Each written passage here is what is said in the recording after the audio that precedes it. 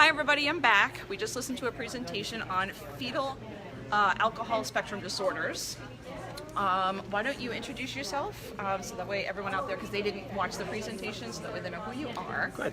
And my name's Doug Waite. I'm the medical director at Children's Village. It's an adoption foster care in the New York City area with a residential center up in Dobbs Ferry and 2 foster care clinics, one in Bronx and one in Harlem. And I came into being interested in fetal alcohol spectrum disorders when I started seeing a lot of developmental issues that kids were having that I couldn't explain by trauma or other psychiatric diagnoses. What we see in these kids are a lot of brain-based problems, learning problems, and behavioral problems that often aren't diagnosed. Most kids with fetal alcohol spectrum disorders are not diagnosed, and a large majority of them are in the child welfare system. Okay. One of the things, I do have many friends, since I run in a local adoption support group, they're very large, and one of the things that we have a problem with the kids with fetal alcohol is finding someone to diagnose them, like what you were just stating. Since we're more in like the Long Island area, I know there's so hard to find doctors like you. Yeah. How do they find? Because I know you mentioned the national organization. Yeah.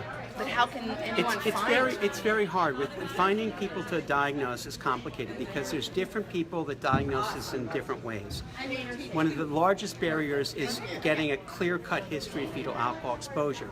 If you have that, it's much easier to make the diagnosis. If you don't, then, like we were talking in the presentation, you have to begin looking at the specific areas of disability.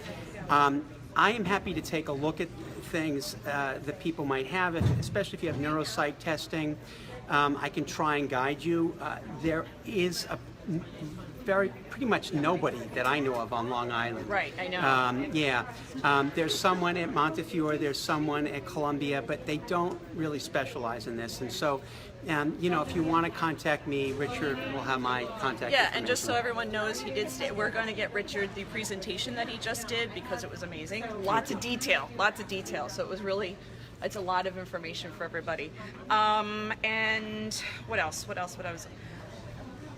last question. So the Disabilities Act. How can we, since we are a very local, large support group, we do have a lot of families with disabilities of all sorts, especially fetal alcohol, how can we help, as just regular parents, help that get pushed forward? I think it's really important. And one of the hopes that I have is that using the local affiliates, we have a New York affiliate of FASD, National Organization of Fetal Alcohol Syndrome, is that we can begin getting more support within that substructure of FASD. But I think ultimately we have to band together as parents. We have to advocate for this at the state level. It's very difficult at the federal level because of government the way it is right now. But I think at the state level we have a shot if we can begin raising awareness of this. In Maryland, we did a conference in Annapolis that led to them revising their disability criteria for Maryland. So I think that education is one of the main ways to get this with the right people. So the people to target it are people who are making disability determinations in New York. So if we work as a team to do that, that would be the next step, I think, in New York State. Yeah, because having them under OHI, it doesn't yeah. fit. It's awful. Yeah. I have a child with disability, so I understand what that's and that's like. other health impairments, and that's the only way they kind of slip in. And most of the time that has to be fetal alcohol syndrome, and the other group of kids, if they're diagnosed, don't really qualify, usually because their IQs are too high. Right, absolutely. Yeah. Thank you for your time today. Right, I know good. you want to get out of here. I appreciate you talking on camera. Good. Thank you so much. It was really nice meeting you. Nice meeting you too. Awesome. So Bye guys, we'll check in later.